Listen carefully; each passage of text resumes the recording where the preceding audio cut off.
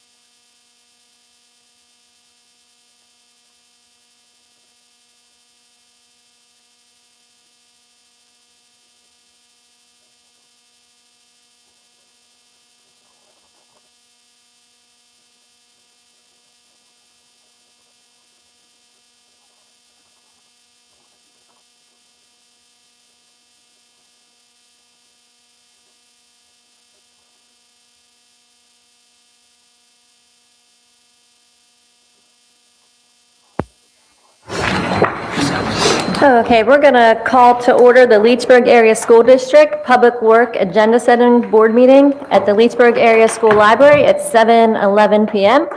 If everybody could please rise for the Pledge of Allegiance and moment of silence. I pledge allegiance to the flag of the United States of America and to the republic for which it stands, one nation, under God, indivisible, with liberty and justice for all.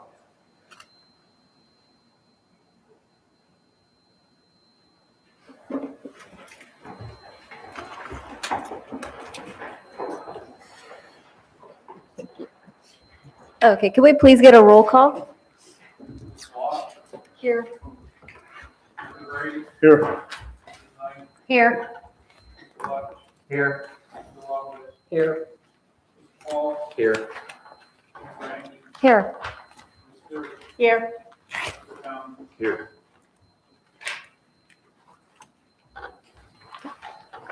Okay, an executive session was conducted prior to the public meeting at 5 p.m., April 8th, 2026, in the Leechburg Superintendent's Office to discuss legal issues, contracts, personnel, and board relations.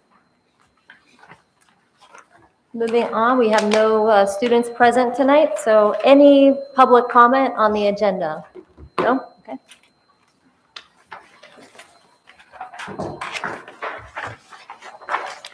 Okay, under board committee reports, the Aaron Intermediate Unit Report, Ms. Stewart.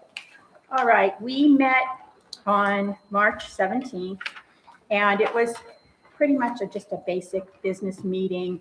We had some resignations, retirements, a couple hires, discussed some student teaching placements that they have up at IUP. And there were many policy second readings and some first readings.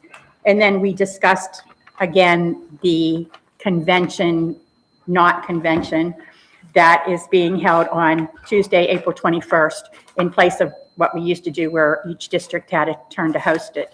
So again, that is open for anybody on the board that would like to attend on April 21st at 7 p.m. Well, no, 6 p.m. because the meeting would be at 7 p.m. If anybody wants to write up, I'm going up, so if anybody wants to join. I think it would be an interesting evening.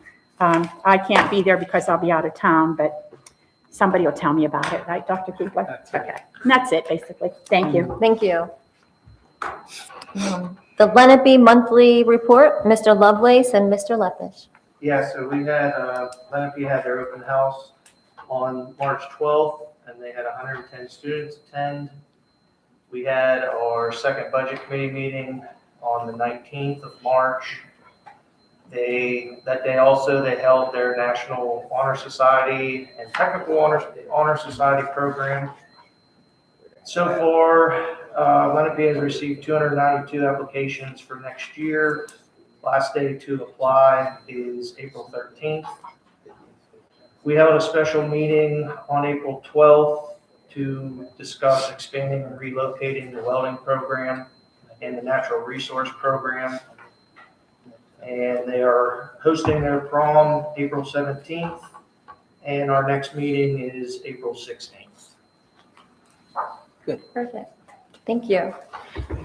The Armstrong County Tax Collection Committee, Mr. Brady. Still no meeting. The PSBA Member Liaison Report, Mr. Paulus. Thank you. For the board members, if you're interested in a school safety preparation certification, you can sign up on my PSBA. This is also for superintendents and anyone else interested within the school. If you'd like to submit a PSBA bylaw proposal amendments, those are due by Friday, May 15th.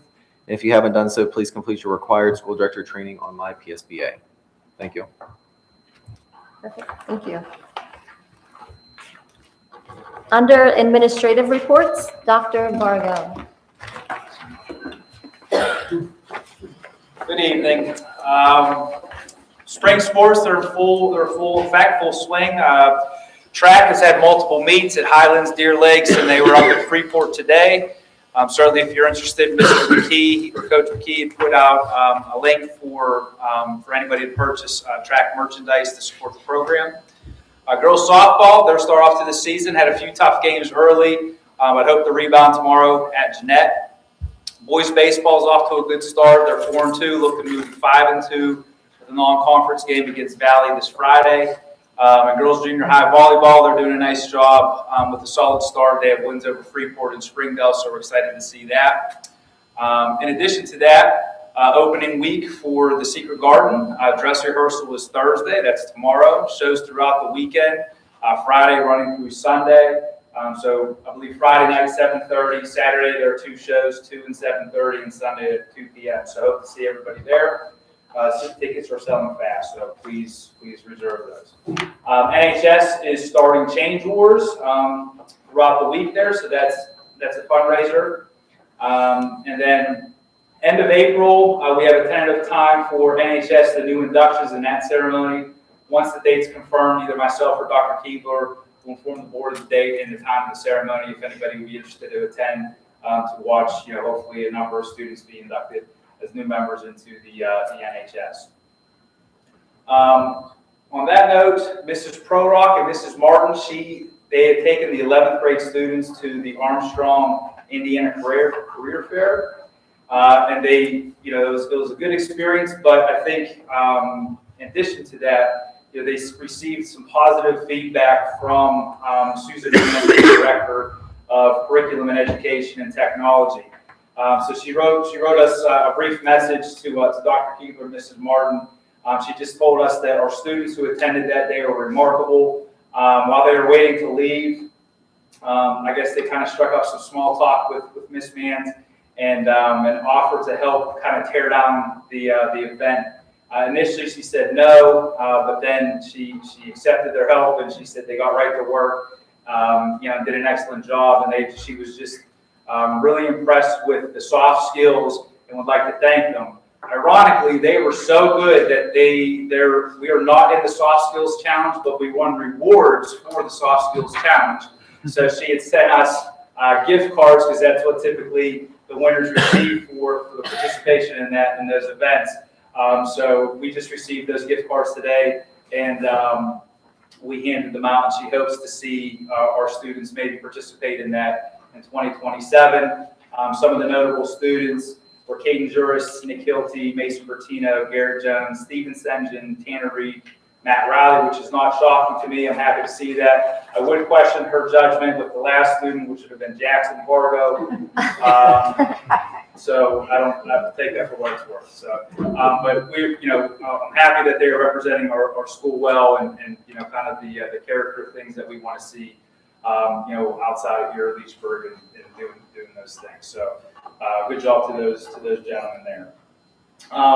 Mr. Stinton, Mrs. Strabandi, just to highlight that a number of our students, Joe Heasley, Dominic Lahane, Chloe Lepish, and Natalie Vargo, participated in the Fluid Challenge, and they won the best teamwork trophy. So Mrs. Strabani put together a little video for that. I'll share that with Dr. Keebler, and if you want to view that, he can email that to you, and you guys can kind of check that out. So congratulations to them, on that accomplishment and the successful competition as well. I'd like to congratulate our February Student of the Month winners, Dominic Lahane for middle school and Samantha Cole for the high school. That's elite work. Good job. March voting right now is happening, so we plan to have those celebrations next week. And then that just leaves kind of a combination of April, May for our celebrations for the final Student of the Month award for this year. And we'll probably do that celebration in May. Testing season is upon us, so parent letters were sent out yesterday. That information, staff training was conducted today. Student training will be next week, and the start of testing will be the 21st. We're doing all tests online. That's mandated by the state. Middle school will go first, and then May 12th through the 15th will be the makeups. Keystones will be that a couple of weeks from now, and then makeups will be the 18th through the 22nd. So all those assessments will be online. So we're gearing up for those things, and then just some other upcoming events. Prom is coming up at the beginning part of May, and we have concert season. May 7th is the band concert, the 14th taiko and jazz, and the 21st is the spring concert. Any questions? Thank you. Thank you. Okay, Mr. Komar. Everyone, I hope everybody had a nice spring break and a nice Easter. As Dr. Varga said, we're is smack in the middle of getting started with testing season, so teachers have really been preparing our students, really been looking at data, really been doing deep dives to see where we need to make that final push. Again, we'll do the ELA at the elementary grades 3 through 5 on the 21st through the 23rd, math on the 27th and the 28th, and then science is 5th grade only. That'll be the 29th and the 30th, and we'll do makeups that first week of May. Tomorrow, we'll be doing kindergarten screening, so we'll have, we have 25 students coming in for that with their families to do the screening, so those will be happening tomorrow. And then toward the end of the month, we'll have the PTA-sponsored color run on the 25th at the Open Park Stone. If anybody can come out to make it to that, that's always a fun event that they put on. Like I said, teachers are really working hard. Teachers and students really working hard on their preparations for PSSAs and looking at that data. For special education, we have 16 IEP meetings scheduled for April. 0 GIEP, 0 504s. We have 3 students going through the MTSS process and 1 student working through the renew process. Dr. Keebler and I will be submitting the special ed plan here in the next couple days. That had to be on for 28 days. And I was like, oh, we have lots of time. That's May 1st, but I'm like, May 1st is coming quicker than, so we'll be getting that submitted here in the next couple of days. So, any questions?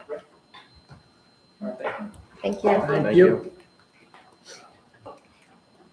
Mr. Cericio.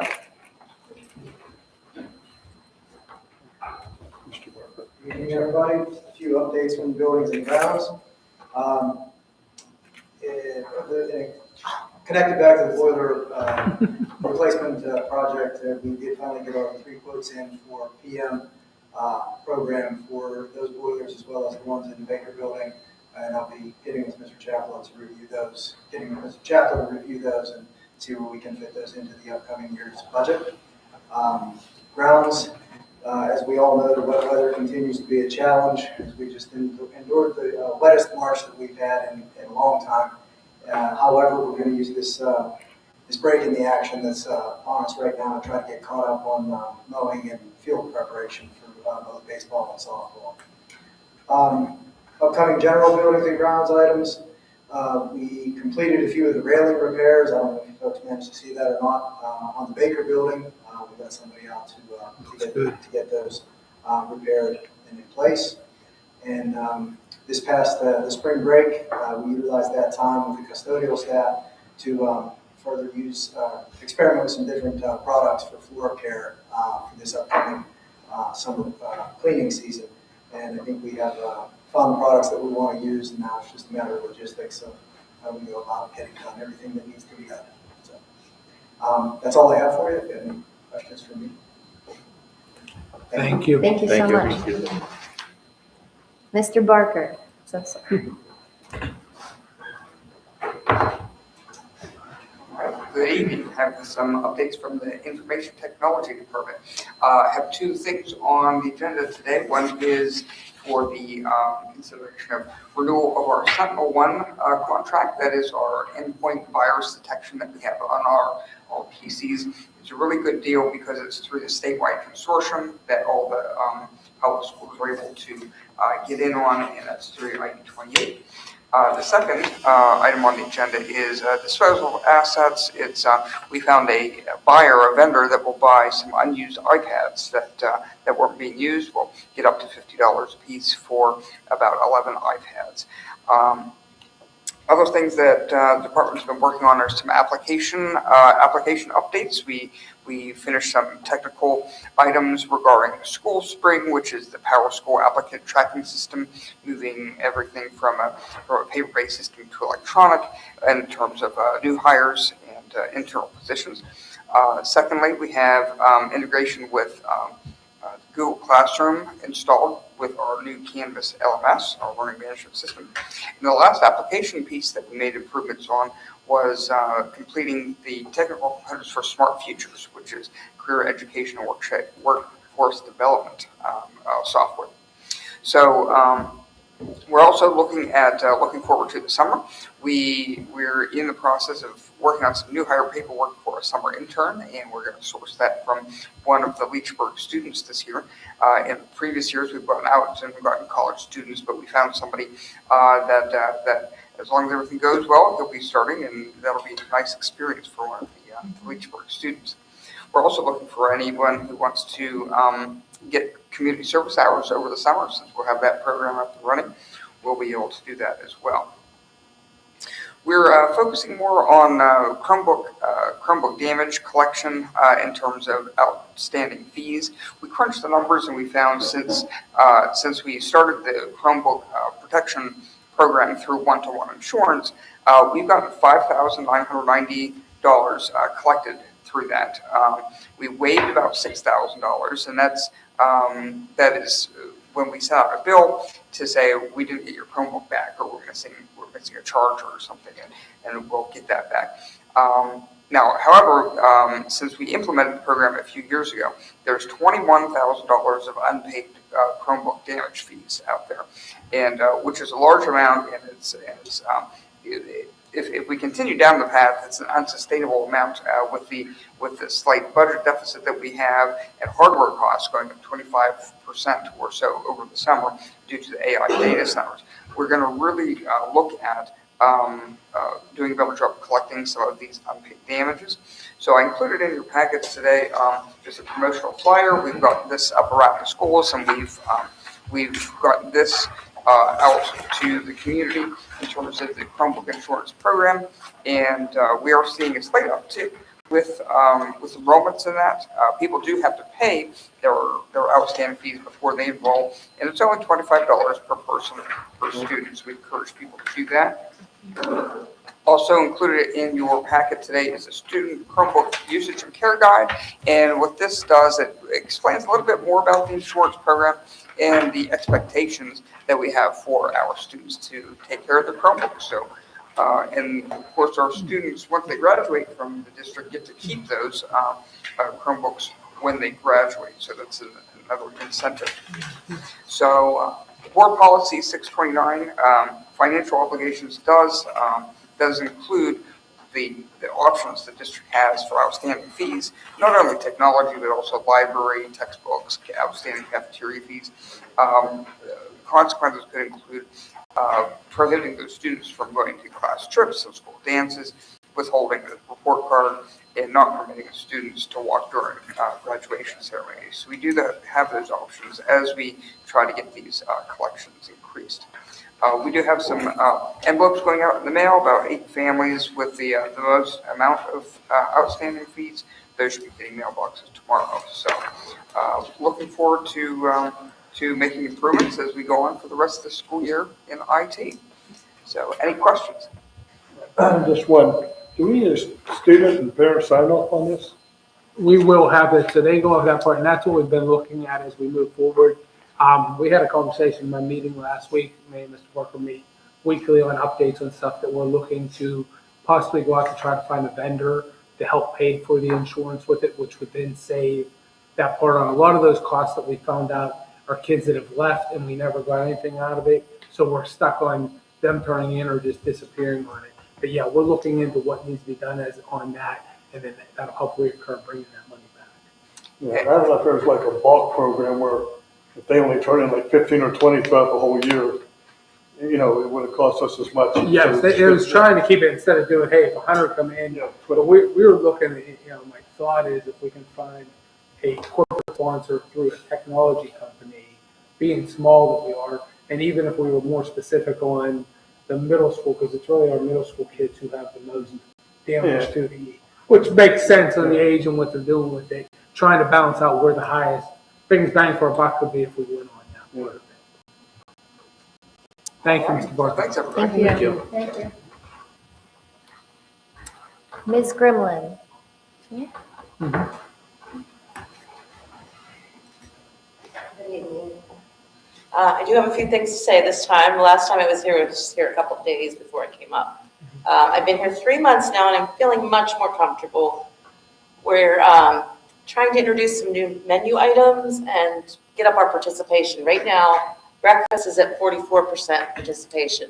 I would love to see that number climb. Lunch is at 78%. which is good, but it still has room for improvement. Yesterday, I received an email, it was yesterday, the day before, that we got a $2,400 grant that I had applied to from Gen Youth for distribution equipment. That will help us display our new items, such as a cooler, or we are still talking about the open air cooler. That's not part of the grant, but the open air cooler would also allow us to offer more variety as far as sandwiches and salads and grab and go. So I do have a lot of ideas. We're working on team building as well, being that our lead cook has been out most of the year this year. So we're trying to ease the stress on the girls downstairs, and team building seems to be working quite well. That being said, it is a contract year, and I'm hoping that you all give us a chance to continue our work, and I had the opportunity to use some of these ideas. Thank you. I have a question. Yes. You had said the percentage for breakfast and for lunch. Do you find that it's more elementary or high school, middle school that, which is a higher percentage? You know what I mean? Yeah, breakfast is definitely elementary. The high school is not very good participation for breakfast. We believe it's partially due because the kids all come in on both sides and they don't come over to the breakfast side in the morning. So we're trying to figure out something, possibly opening 2 lines so that each entryway has a breakfast. But that's a whole staffing thing too. But yeah, high school, I believe, is higher during lunch. The little kids like to pack their lunch. But high school does have a high, so breakfast is elementary and high school would be lunch. I was just curious. Thank you. Thank you. Thank you. All right, business report, Mr. Chapla.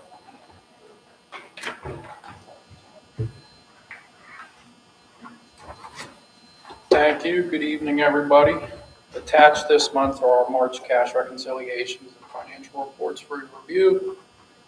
Getting into revenue a little bit. To date, we're trending accordingly with prior year trends.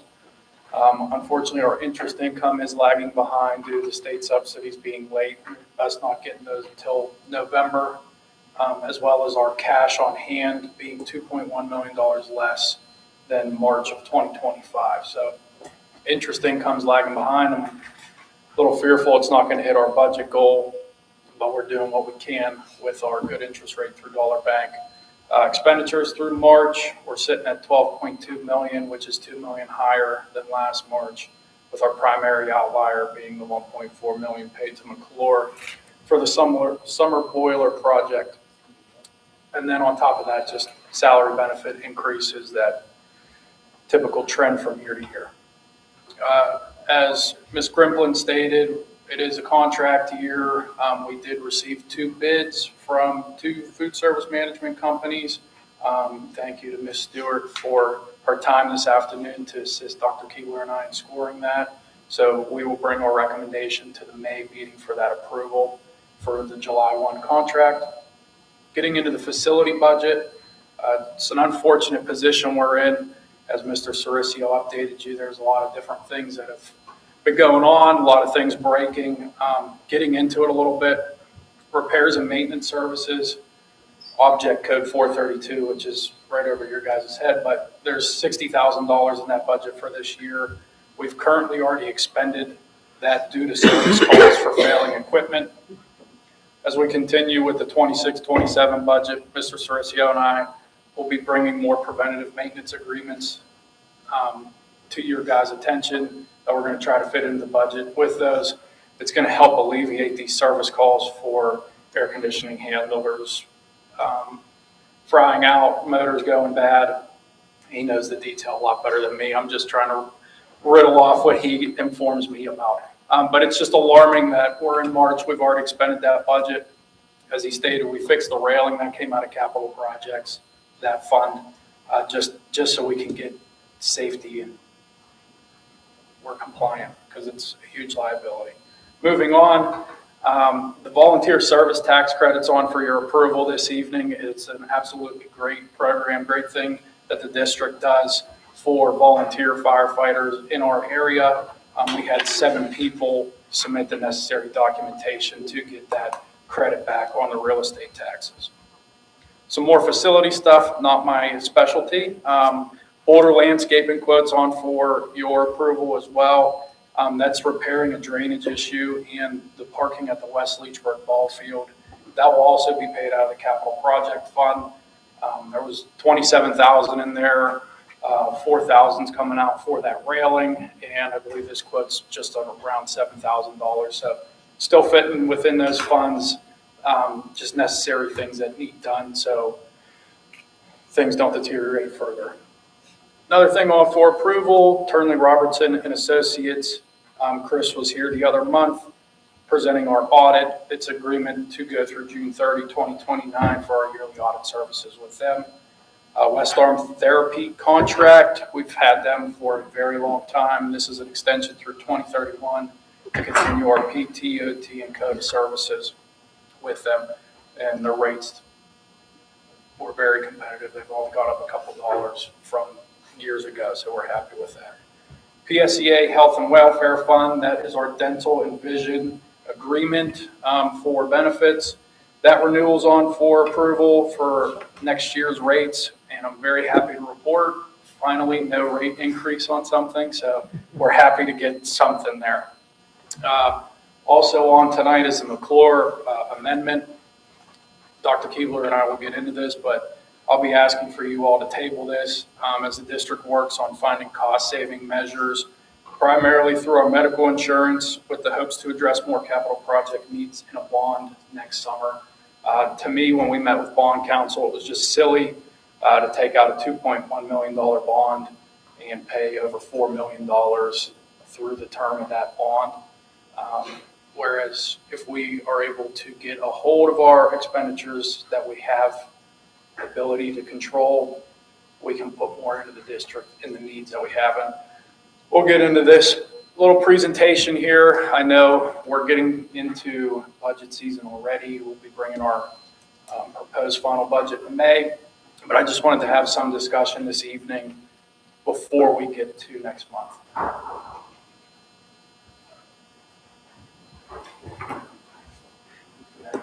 Okay. Historical healthcare costs. This is absolutely staggering to me. So if you look back to July 1, 2020, the district was paying out $1.2 million for medical benefits alone. And it's been consistent with about 75 to 77 employees on coverage. Let's fast forward to our budget for next year, July 1, 2026. We're looking at $2.3 million for that same 75 to 77 contracts.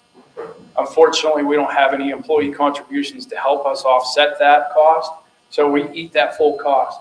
As you can see, over a 6-year period, we've increased $1.1 million, and I give you guys a lot of credit for your financial responsibility over the last 6 years. There hasn't been tax raises throughout that time. The district's just been eating the cost as well as managing some surpluses through that time, so I commend you for that. But this is just staggering. 62% to 71% increases to the premium cost as a whole. Dr. Keebler, you can assist me through these slides as well. We just wanted to highlight, as we mentioned, tabling the McClure project for now, but just the reasoning of all of the capital needs. Some of you have walked the campus with us and see that things are starting to crumble underneath our feet, things are falling apart, and things age and need to be replaced. And I think just adding to that, our fear as we talked with bond counsel to go $4 million in debt just to fix the roof and a portion of the windows, we would have been limited probably over the next 7 to 10 years that we couldn't borrow money at that point in time. So as me and Jake sat there after we got on the call and brought up that, you know, we have that, what's going to happen if the exterior starts failing in those 7 years? We're not going to be able to address that piece of what we're doing.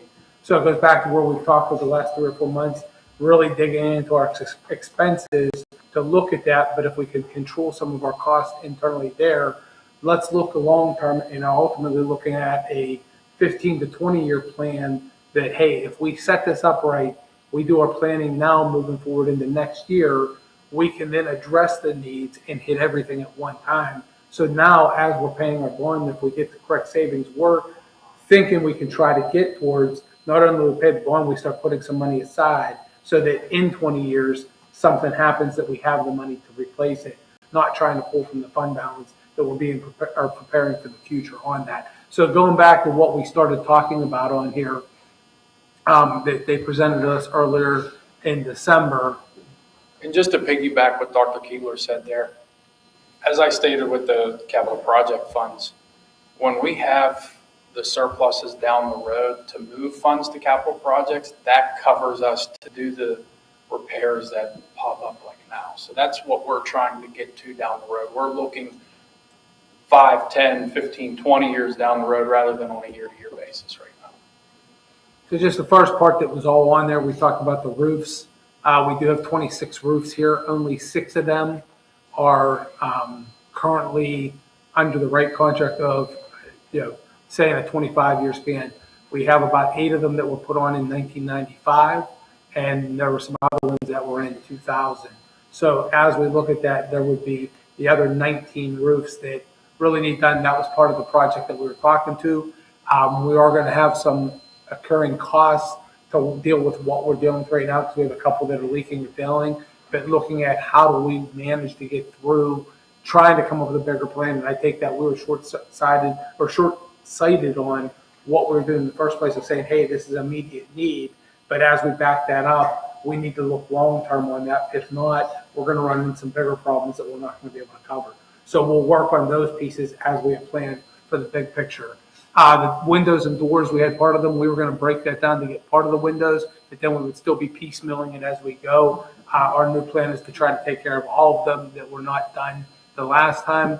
The exterior facades, the brick restoration, stairs loading dock, and wall restoration. So it would be looking at how do we create a facility that's presentable to the public and welcoming to the public on there. And I think everybody that's come on the tour that I've taken them through, obviously there's some things exteriorly on here that we have let go way beyond where they should be. It's time to really dig in and come up with a plan to fix those pieces with it.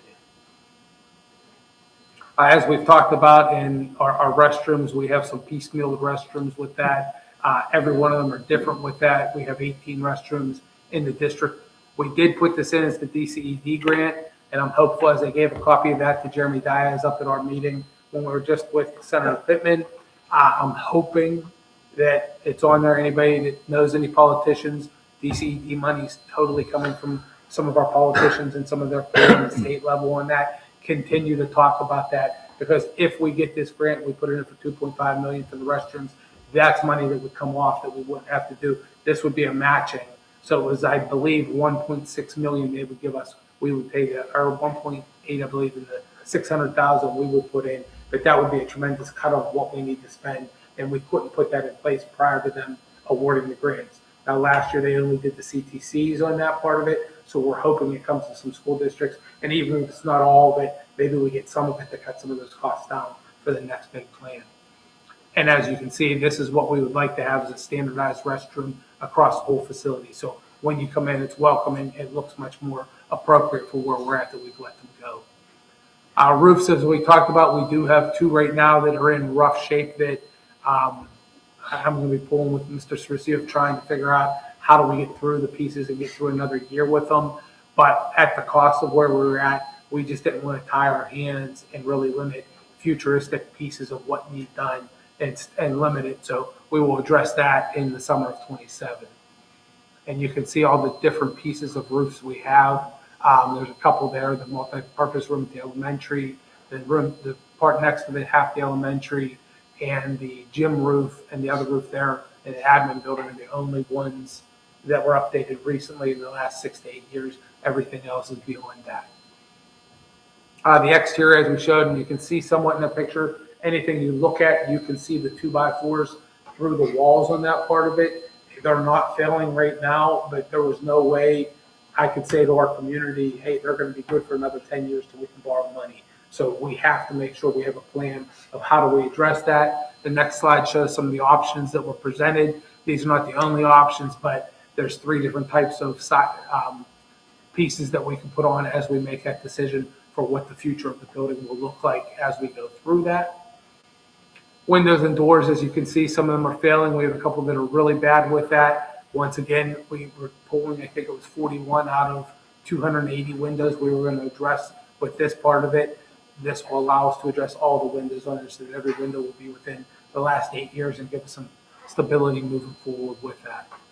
The brick restoration, we talked to everybody that walked around, those metal pieces that are below the old windows, and from what I'm hearing, we thought it was air conditioning, it wasn't air conditioning, that's where the old original windows were, and when they changed it, they just never took the metal plate out, therefore that's what's expanding and creating those gaps, so that would be part of the renovation, as well as cleaning the rest of it and fixing the rest of the brickwork that needs done. And then obviously the cement and loading dock area, we looked at it. We have many areas that are not very welcoming, just to deterioration over the years. Entering our gym down at that area, the loading dock in the back, the wall on there. So those are pieces that need addressed going forward with that plan. Once again, I can get into this. So this is the matrix of what McClure showed us in December. So rather than that 2.1 to pay $4 million over the term of it, we're going to try to target to do this whole thing down the road. If we get control of our expenditures, we'll have the ability to do so. We'll reconvene with bond counsel at that time. And I'm not knocking anybody. I wish I was here sooner. Rather than taking from our fund balance, which I'll show you at the end. I think it would have been more beneficial to just take out a $10 million bond a few years ago to just achieve all of this work and just pay it off through time. But we can't change the past, and we're going to try to fix the present and control the future. Getting into revenues versus expenditures. So we also have one for this evening is a proposed tax increase. I just would like the board to give me guidance on what I'll be able to build our budget around come May. So as of right now, you can see 3% our revenue would be at 16.5 million, and that expenditure is the same under both at 17.7. At 3%, we're showing a $1.1 million deficit, but we do have 402,000 in a budgetary reserve. As I've told you several times, we have to have that due to unforeseen cost with outside placements, cyber charters, and ongoing contractual negotiations. So the deficit, if we don't touch that, would be 794,000. Looking at a 5.1, it ups our revenue to 16.6 million, cuts it down to a little under 1.1 million, and gets the deficit down to 695,000. So obviously tax increases are very, very hard discussion, very hard topics to approve. And unfortunately, we don't get the state support that we need necessary to continue. From now till May, we'll obviously continue to review our expenditures. First hand, we'll be reviewing staffing and programs. So there will be changes in this budget come May when it comes to staffing and programs to help continue to cut into this deficit. And when we get to May as well, I unfortunately didn't have the data ready for you all tonight. This is based off of A1 versus A2, which is also another motion for a vote tonight. When we get to May, I will have 3 different budgets for you to vote on, and it's all going to dictate if you're going to use the A21 method, A22 method, or A23 if you authorize me to use A2 within building the budget for next year. But just reviewing A1 this evening, if we do a 3% tax increase, Armstrong millage would be about 70.41 mils, and Westmoreland's would go up to 173.2. So for reference, Armstrong's at 69.65, and Westmoreland's currently at 158.91. So another significant spike under A1. And if we go to 5.1% under A1, it just grows even further to 71.6 and 176.14. Whereas we have the opportunity to finally have the solution to balance this out. And as I stated, I wasn't able to have everything prepared for you this evening because of the holiday break. But if we were to use the 823 method, which is what I originally looked into, figured out back in October, that 3% tax increase would be equal millage of 132.44. and a 5.1 would be 134.68. A lot of you probably go, how's my millage going from 69.65 to 132? As I state all the time as well, if your assessed value is here, your millage will be down here. In Westmoreland, their assessed is down here, so their millage is here. So I'm controlling your assessed value so it all balances. So your assessed value is going to come down, so your millage has to go up to reflect that. And I'll try to make it a little easier to see. Mr. Chairman, just to add to that, and I think, I've heard, and being here for 10 years on that part of it, really over the last 7, 8, exactly what that just showed there is where we ran into problems. So we're going to spend money out of the fund balance with the STEB using A1.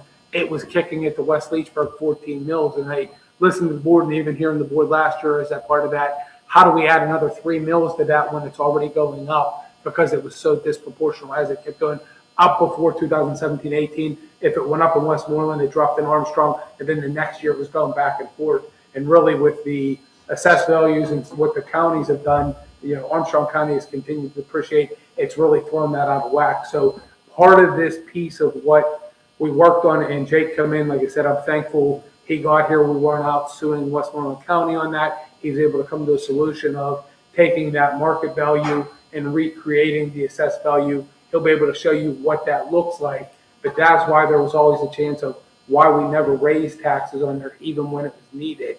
We got stuck because it was already raising on somebody without us really actually raising local revenue on that. Taxes were changed with no revenue change on that. And he'll show you that right here. So when we get into our real estate collection by county, 2017-18 was the true last year before the imbalances truly started to happen with STEB under the A1 method. So in 17-18, you can see Armstrong County was collecting $4.1 million and Westmoreland was 1.1 for $5.3 million.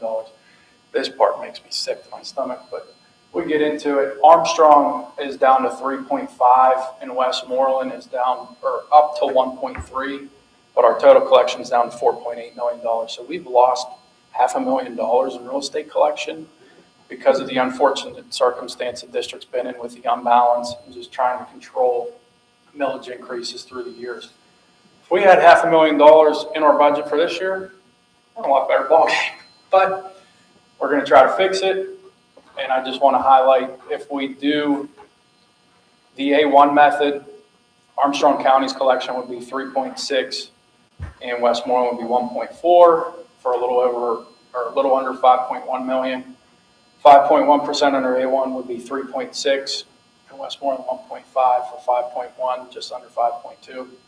And here's where I'm trying to get the point across to you guys that under A2, it's going to bring back the balancing of the way real estate should be collected to the district. Because 17-18, you can see we're over 4 million and 1.1. Under A2, our real estate budget would be 4 million for Armstrong and Westmoreland would be 1 million and 5.1 would be that 4,087,000 and Westmoreland would be 1.1 for $5.1 million. So that's my justification on when I talked to Crawford Central about this. He said, if you're seeing drastic swings between your counties with the collections, you're going down the wrong path. You shouldn't be really going down that. But to me, when I look back at 17-18, we're getting back to that. And it's going to help us down the road when we have to continue from time to time to raise taxes to keep up with our expenditures. It'll help offset the whole community as a whole when it comes to these increases. This was important too. So the drastic swings that happen in Westmoreland County, it's because there's only 690 taxable parcels in West Leechburg, whereas Armstrong has 2,700 taxable parcels. So when they were getting the offsets on the 2,700 taxable parcels, 690 were having to make up for it to keep up, quote unquote, keep up, because we lost revenue with the taxes. So 80% of our taxable parcels are in Armstrong and 690 are in Westmoreland. Wanted to highlight this again. We discussed this in February, the general fund balance overview. So at the end of June 30, 2021, The district had 7.2 million in the general fund balance. And we're projecting at the end of this year, our budget will be at 3.9 million. So you can see in 22-23, there was a capital project, I believe of $2.2 million. And then this year we had 1.4 in the budget for another capital project. And unfortunately, due to the unbalancing, there wasn't the ability to raise taxes, the board felt like. But when you do a capital project of that nature and take from your fund balance, you typically have to raise taxes to replenish your fund balance or to get the surplus to move over to capital projects to do those types of projects. So that's why it's my recommendation that we will have to go with a 5.1% increase because, one, we have to make up for the lost time. We've done 2 capital projects. The fund balance is drained down to 3.9 over a 5-year period. And it's going to help us get to the position we need to do the projects that we just displayed to you. I know I threw a lot at you all tonight. I appreciate your patience. Any questions or comments?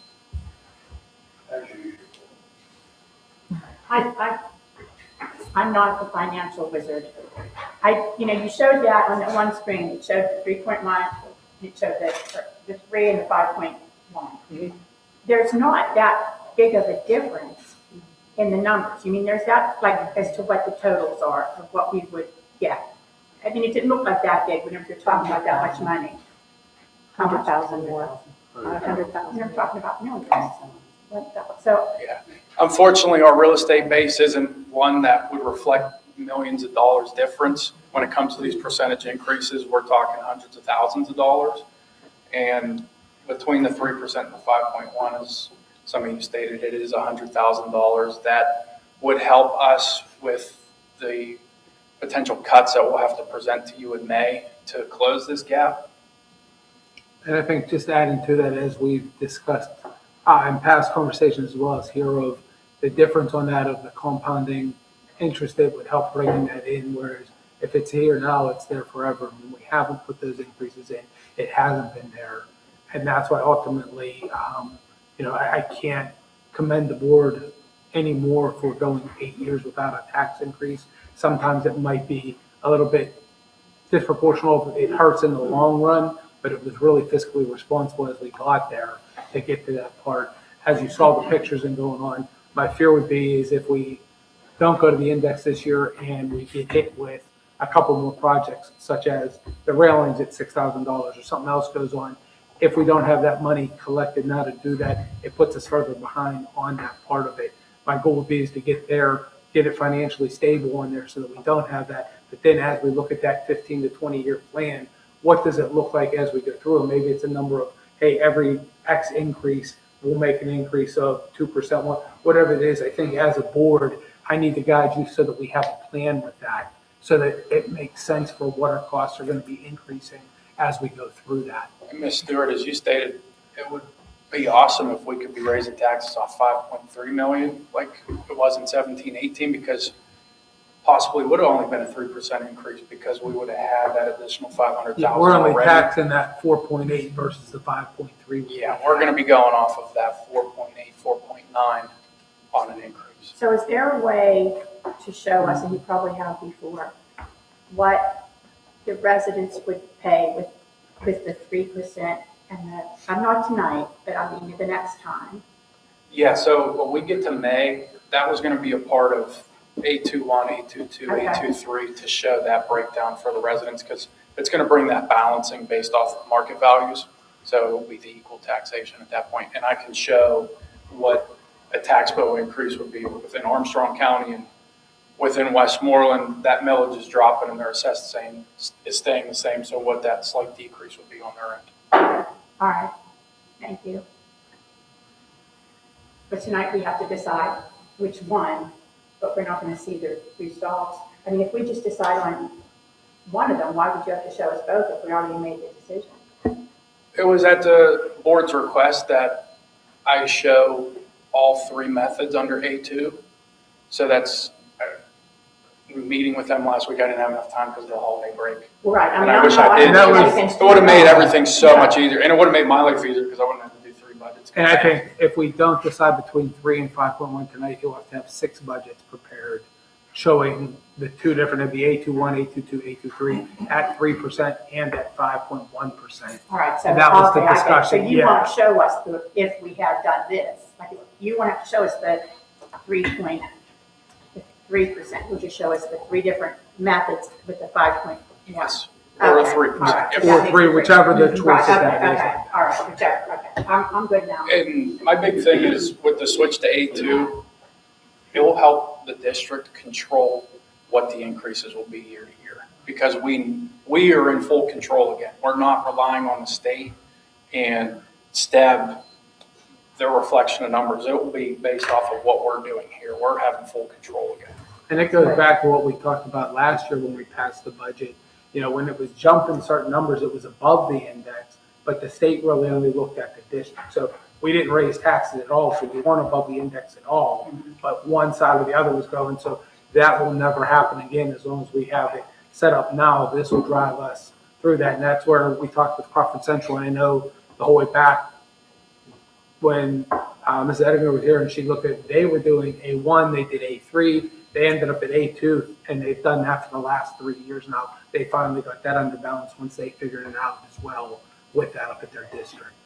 So that's the only school, right? That's the only one we looked at with it, but like I said, there's only 14 or 15 in the whole state that are impacted. So there's 89 STEP districts that are impacted, but over 60, I think 58 maybe, have the same proportion. So it's 150%. One's 100% one county, the other county is 50% of the assessed value. The other 58 have the same, whether it's 50, whether it's 100, whether it's 70. They're able to use A3 to fix that because it's the same. Since our 2 counties are not equally the proportion of what they're taking, we're not allowed to use that. So Only one other district does A2. Still. no, That's that we just talked to you said now. A3. No, that A3 was, you're able to use that. So there's only like 14 districts that are even impacted the way we are, that are in districts like this that have different percentages on that. Some of them, depending on where they're at, it's mainly the ones right around here. And as I said, Freeport was seeing it between Armstrong and Butler. The server kept bumping Oh, up yeah, as we the discussed all that. Yep. Who was using A2? Just Crawford that Central. one. The That's state, what I- would that's what I was yeah, asking. the state wouldn't, and I'll throw Ben Half under the bus. He's the finance guy at PDE, hasn't returned 3 emails asking who uses it. So going through that, I don't know. But that's I just know that was the for one that was sure. locally here that has used it on that part. And the A2 is the one that we initially thought, not this board, but at one point thought that if you went with it, it could flip-flop the next year. Am I correct on that? Did you ever hear? Was it the one that they said it could be, you know, not, maybe it's because we didn't have control. It was, Others yes. had control. Yeah, that's right. I think it was the one or the difference. That's the other. difference. It was Okay. one- I thought Yeah. A1 automatically did that for the last 20 years, back and forth between. It was supposed to, but it between quit West doing Leesburg it. and Leesburg and Gilpin. I think And us having the control is the But key. then consistently lately, it seems that West Leesburg's been catching the brunt. But for years and years and years, it did go back and forth and back and forth. And Yeah. prior to, several years That's what I prior to mean, 17, Leedsburg and Gilpin took the brunt, Right. and then it swapped back Absolutely. over. So, yeah, it It's is flip flop for. And this part of it, as I said in Jake's presentation last month on it, it'll show us when we look at those, if a house is assessed and using market values, it's balancing out by what the market value is, not some made up number of where it's at. And I will say, as I've talked about this before, the upside to this is those market values are still, so some of our elderly residents who have owned their house for 30, 40 years, their numbers are not going to jump as much because their assessed value is down. Whereas if you bought a house in the last 5 years, that value will be up. So they will get a bigger jump than the other population who've been here longer on that, which is a positive when you're talking about fixed incomes and some of our elderly population. And as Ms. Ranky stated, how Leechburg and Gilpin took the brunt of it, that was due to reassessments that happened within the school district. Obviously, we haven't had anything significant of that nature lately. I hope it stays that way. Hopefully, we continue to see assessed values go up because people are building homes, businesses are moving in, and things of that nature. But there could be that flexibility through the time. We have control, but there could be that changing through time due to reassessments or additional assessments coming into the market for us. Well, comment. Initially, I wasn't for going to A2. Jake and Dave could tell you that. I thought, A1 and not jump to A2 right off the bat, and coming on board.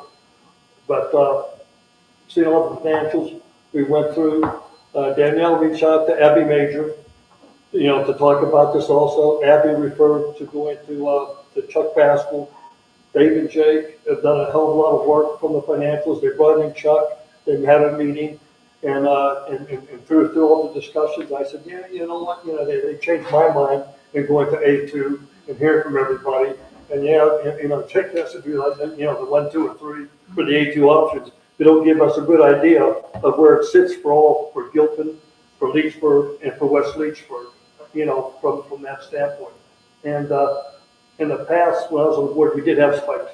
Sometimes Leechburg and Gilpin would take the hit. Sometimes West Leechburg would take the hit. This will eliminate the spikes, that we have, and it'll bring it into more reality of what we should be doing. And also, if this is just all screwed up, and they say, hey, you know what, it's not working, we can switch back to A1.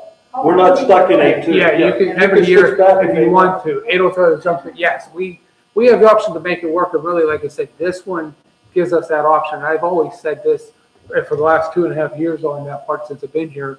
I have no problem the public coming to us or coming to you and saying, hey, you raised my if we can show them why we did it. The challenge was when we had no control of that and they're screaming and you're listening, but we have no control. This gives it all control to this board right here, that any actions in the future, it will be a decision we made of what was going through that. So in all those meetings that you just mentioned, every single person had the same consensus? Everyone agreed? Well, Everyone so that what was named in that conversation? Yeah, just now? what we did is we brought everyone in. Okay. And basically what we were looking at is the worst thing we can do is pit the community against each other, right? Pit Leechburg against Gilpin. So when we were talking with him, between him and Chuck, and that's the thing of working together and bringing in minds that are smart and could work together and know these numbers, finding the least impactful to Leechburg and Gilpin between A1, A2, and A3. But the nice part is to bring the local control back, like he was saying, where there isn't those swings. Like it's going to be based off him being able to reassign, assess values, and things like that. But yeah, we were here for several hours going over numbers. And I want to go back, and I can't speak more One for. year of it, if it doesn't seem to Yeah. work this year, then next year when we've got a budget, we can change. And I can't speak more highly for Mr. Chappell's work on this over, and like I said, Wade went through it, part, and it was going outside of what the state provides, and it's so sad that our state hasn't updated their software, that this should be an easy fix that you can put in, that you couldn't do that. And Jake, through his digging into how do we fix the problem, and I've always said this, when Jake finds a financial issue, he's finding a solution for it on there with that, and usually very timely, but when he found that out and started making sense of it, and then worked with the state is where we got here. And I can't thank him enough for really trying to get us to the root of what we've had and be able to move the district forward. It's so cumbersome on that end that TV is gonna have to change the form that the district reports this on. The last few years, you were putting in how much money you need to run your district, a few other variables, and it was saying, hey, here's your millage. And this board never said, hey, we're gonna, assess West Leechburg at 170 mils. It was a computer. Right. And that's the crazy part, is it was literally a computer picking on our behalf. But a huge thanks to you and, Dr. Keebler as well. And he's not here, but a special thanks to Chuck too, because if you could see him in the room with Jake took it to this level and Chuck came back with, well, what about this? And it was like an aha moment of, okay, well, now we can see and look at A1, A2, A3. Which is least impactful to Leechburg and Gilpin. But the bottom line is what we had to come to a consensus here on is, do we want to continue giving the state control or do we want to bring the control back to us where if we do have an increase, it's our responsibility. It's not because of the state or STEB or anything like that. It should be equitable to all taxpayers. The bad part that I don't like, and I'm sure none of us do, is nobody wants a tax increase. What would have been the logical thing to do over the years is raise taxes minimally, Right. Every couple years or whatever, knowing we were going to be in this predicament, because everything we do right now is going to affect us 10 years down the line. That's exactly what's happening now. We didn't raise taxes for 8 years. Thank you, I'm a taxpayer too, but at the same time, seeing where we were going with taking things out of the, the general fund, things like that, that would have been the thing we should have probably, but we can't go back. So we got to fix this. We got to stay right here and fix this and say going forward. Plus with healthcare went up over 100% in 5 years. And not one time did we raise taxes on that. So we're in a predicament now where we don't have a choice, unfortunately, which is terrible to say, but it's just, we don't. I took a tour of the school too, and there's a lot of things that need done. The steps are pulling away from the foundation. Sidewalks are in bad shape from the salt. My fear of waiting to do those is I see just from in my industry how much rates go up every year. I see contractors' quotes every day, and they drastically go up year over year. So that's another thing we're going to be in if we don't look to do something now. The cost is only going to increase, and then that puts the taxpayers back in that predicament again. And I think that compounded of why we, discussed even here of why we need to control those expenditures so that we can get an agreement and get a contract sooner rather than later to lock those costs in.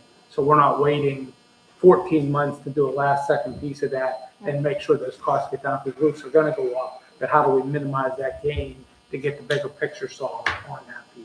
Yeah, So because we'll it could continue. turn into a lawsuit Yeah. and a That's lot of the money. issue. That's the issue is we're not just looking at making the Like school safety pretty. We're issues. looking at safety now, Yeah. right? This is getting into the safety of So hopefully a year from now, we're happy with our decision. I believe this will give us control to. If We'll not, see then. if not, we just blame Jake. Yeah. Yeah, that's where you pointed me to go. We will take responsibility for it. I'm just kidding. I'm just kidding. But no, and thank you for willing to be, and thank you for being willing to be open-minded and look, because you found the solution, and then, bringing in other people that also know these numbers, was huge in having enough, at least for Neil and I, because we were against A2. So until we were able to really look at how it all worked together. And let's be honest here, you need almost a degree to figure this stuff out. I mean, this is insane. The numbers and how it even goes together. It doesn't even make sense at all. And the That's why I'm assessed trying to make it values, as simple as I the can. assessed values make no sense at all. So, Well, here's my other question then. Why are the options 3% or 5.1%? Like, why isn't there a 4%? Probably because of me. We had a board member request the 3. It's been our push from the start of asking for the index just to prepare because of the unknown. And the index, And I'll tell you why. We took $2 million out of the general fund over the past 2 years. We didn't raise taxes, which you have to put the money, from a fiscal responsibility, you gotta put the money back in. We're changing, so that's one reason that we're changing to 8.2, whether it be 1, 2, or 3. And that changes the tax structure for 3 different tax municipalities. I figured a 3% would have less of an impact on all 3 districts, taxing districts. 5% could have more of an impact on it. I also think if we do 3% this year, I think for the next 2 years, we have to raise taxes 1.5%, 1.5%. We have to get a method where, from an economic standpoint, the CPI, the inflation rates are going between 3 and 4%. Yes, it's supposed to be 2.4 we're supposed to be at. We haven't hit that yet. I think we're at about 3. So, medical costs have gone up. I mean, when we looked at this, when I looked at the medical costs that we have for a family plan, it costs us $33,000 to $35,000. I figured out that's $18 an hour in a 52-hour week that we pay for our employees or for anybody.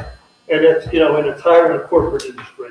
I mean, when I was at AT&T, we were paying more than that. So, I just thought it'd be less of an impact. And I think that these guys Jake and Dave, I mean, they're trying to figure out ways to save on the medical benefits. They're reviewing the negotiations with the busing company. They're looking into athletics, whether we do co-op or not do co-ops. Where there's proposals going out for cyber school to get the students back in to here. Go ahead. And I do want to piggyback off that cyber thing. Dr. Keebler and I met with the Allegheny Intermediate Unit, and we discussed with them a marketing plan. They gave us a proposal that we'll bring to you probably next month.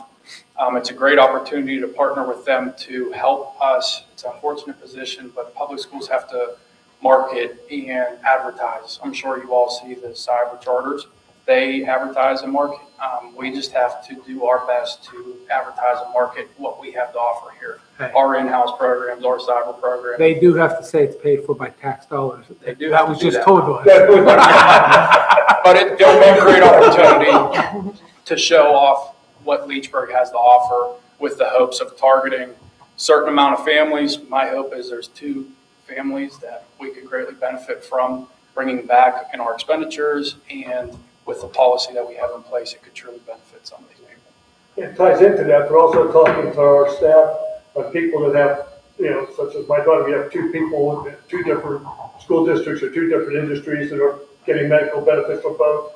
Well, if we could get them to go into their spouses and not come to us, that saves us money again. So they have a plan to do that. And it was nice, we did up that, trying to get more into that buyout in the new contract with that. And we'll see where that goes right now. Unfortunately, when we passed that contract in the end of June to get it through, it was already past the change window on that. So we'll see if we add some more that would take them off, which will help us some savings as well. Also, too, going back to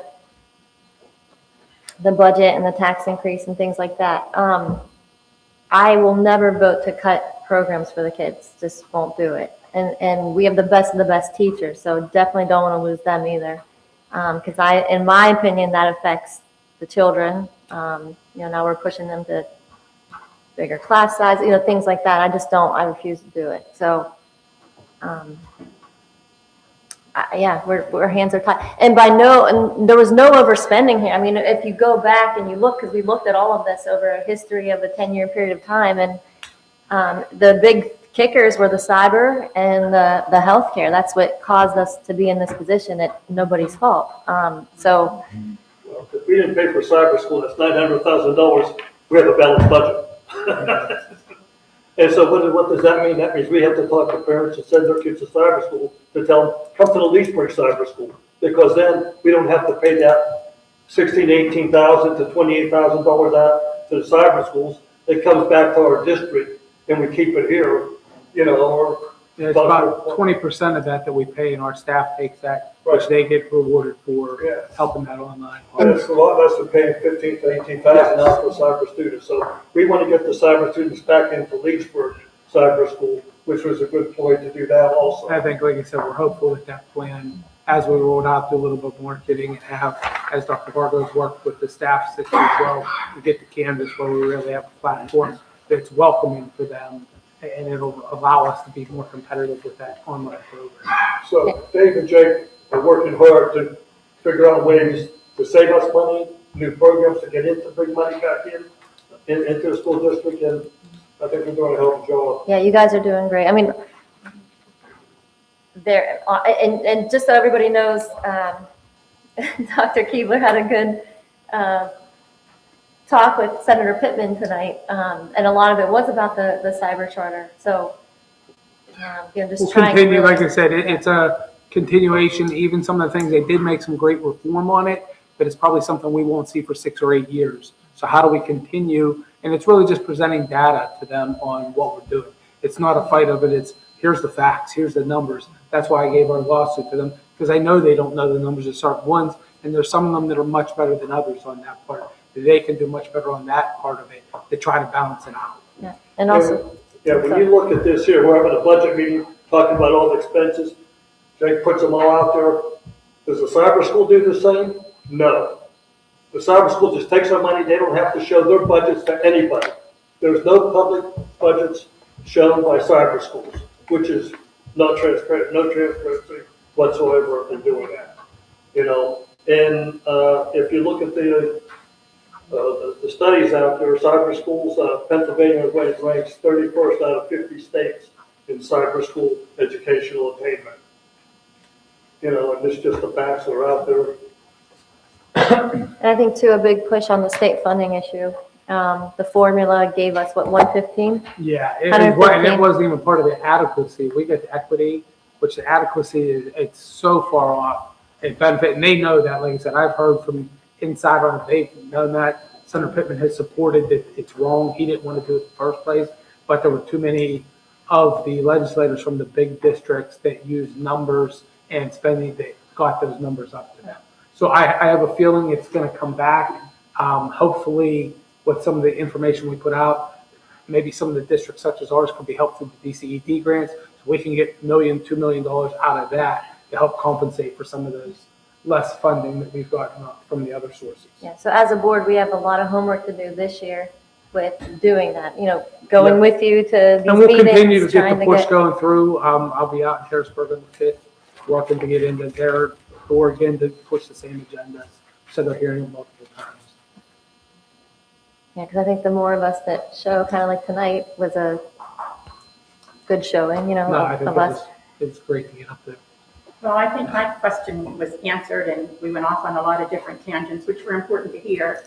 But I just want to add my thank you to you all, anybody that's been involved in this. And like I said, it takes me a while. I mean, it's not even my first rodeo, but it takes me a while to get this. And this is totally a different way of looking at it with you, Jake, and I appreciate it. Nothing against prior people at all.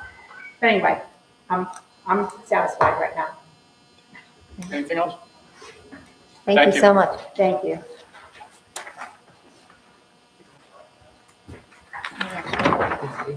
Oh, there's Ms. Mundell. I was looking on the. Well, on that note, Where did I leave off? Here we go. It is May now. Welcome to May. Graduation invitations are sent out. Anyway, happy April. Okay, kindergarten is gearing up and preparing to attend the Pittsburgh Zoo on Thursday, April 16th. And throughout this week and next week, they're participating in animal-themed ELA and math projects to get excited and get ready for their big day. The kindergarten teachers, as Mr. Komar mentioned, are also teaming up with title teachers to do the kindergarten registration tomorrow. We have some high school seniors who are volunteering to get their community service hours done. Jaden Rosenberger, who is a man, is going to be helping kindergarten, and I'm really excited to see some of those juxtaposition pictures. On Thursday, March 26th, the first graders they did attend a field trip to the Pittsburgh Children's Museum. They participated in lots of wonderful hands-on activities and had an enjoyable time and engaging experience. They created art projects to take home, and they explored multiple levels of the museum. The bus driver commented on how well behaved the students were, which was a wonderful compliment for us and all of the things that the elementary is doing with the positive behavior programs. On March 26th, the second graders also embarked on a mission to the moon. They didn't go to the dark side, just the regular side. They went to the Buell Planetarium and learned all about missions to the moon. They were successful in their own moon mission. They had tons of hands-on exhibits there, and several groups were able to tour the submarine as well as the sports center. They too received lots of compliments from outsiders about their behavior. So again, kudos to them. On Friday, March 27th, Julie, and I'm going to butcher this last name, I'm going to say Shep. It's lots of syllables or lots of consonants in one vowel.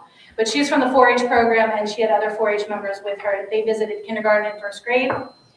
The week before was Ag Literacy Week, which focuses on connections to agriculture in schools. The visitors were able to read the story, Cows Can Moo, Can You? All About Farms. And that book was donated to the David Leach Elementary Library, so our students can enjoy that. The students created their own little greenhouse, and they planted bean seeds that they took home, and they're able to watch grow. And they were also able then to complete career artifacts in the agriculture program that will be added to that career portfolio for them as they move through their schooling. The students at David Leach Elementary have worked really hard to hit the milestone of 50,000 blue bucks, which means that on next Friday, April 17th, you could possibly find Mr. Komar duct taped to the wall. I've never seen the kids more excited about it. Wait, the real question is, did you volunteer for that? That's the real I question. did not volunteer. He was volunteering. So he said. So if you're free on the 17th, you might want to stop by and see that, but I'm sure we'll get great pictures. The 6th grade math students are finishing up their cereal box projects. This involves students being given specific measurements on length, width, height, and having to draw the net of the box on poster paper, design the box, then cut and tape it all together. The ecology students are preparing for their Creek Connection Student Symposium at Camp Conakry. They have been doing these eco-nudge projects throughout the year, emailing teachers, reminding them about different things that we can do to help the environment, and they're going to present all of those findings there. The physics students recently attended the IUP Physics Olympics and toured the new IUP Science Facility. They had a great day. Marching band has started registration for next season, and they have 17 new members signed up, so that's very exciting. Junior Jillian Boris is going to attend the PMEA All-State Concert Band at Kalahari Convention Center in the Poconos. She's the first Leechburg student to do this, to go to the state level since 2019, which is really awesome for her. And the band students are continuing their hard work to get geared up for May and their concerts. Lenape interviews and scheduling are happening here at Leechburg High School. Student council led March Madness, where the boys and men of our staff had to shave and unshave and all that good stuff. Voting will take place this month, and fun prizes will be rewarded to all. And then as we get closer to May, it is time for Kings of the Court, which is our annual student council fun activity to support the We Serve First Foundation in honor of Ellen Toy. Any questions for me? Okay. Thank you. A couple of things. I just want to say, in the elementary, huge thanks. I don't even know what the program is, but my son is in the elementary, just so the board's aware, this is what's happening. He's bringing home these little slips of paper, and it's coping skills. So how to breathe when you're stressed out. And I have to be honest, I'm telling you, I'm using them. I got none of those skills growing up. But it's so nice because there's self-reflection things that you can say, like, I am confident, I am brave, I am, self-aware. But there's a whole list of them, and he's been bringing them home every week, and they're phenomenal. So thank you to whatever program, whoever's doing that. That program, it's really incredible. We hang it on the fridge, and I have to be honest, I say them every morning too with him, and it's helping me too. So thank you. Awesome. Thank you. Also, the We Serve. I love it. That is amazing. They're brief, like 10-minute lessons. Yeah. And she gives them those coping strategies. And that is a beautiful thing to start now because, I see it in the workplace. We don't, as adults, know how to cope with any stress. Our heads pop off. So learning that now is amazing. And also, just so everybody's aware, with the We Serve First Foundation, amazing foundation. He, Mr. Toy, he gives scholarships for young volleyball players to go to like the pit camps. And my daughter was one of them years ago. And what a valuable experience just to be able to do that. So thank you for that too. So anybody that's able to support that, definitely do that.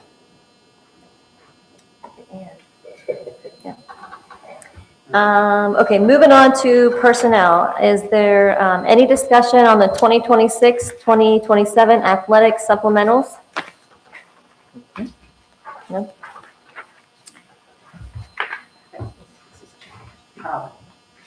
We good there? Yeah. Any discussion on the part-time pre-K paraprofessional? All right, moving on to budget and finance.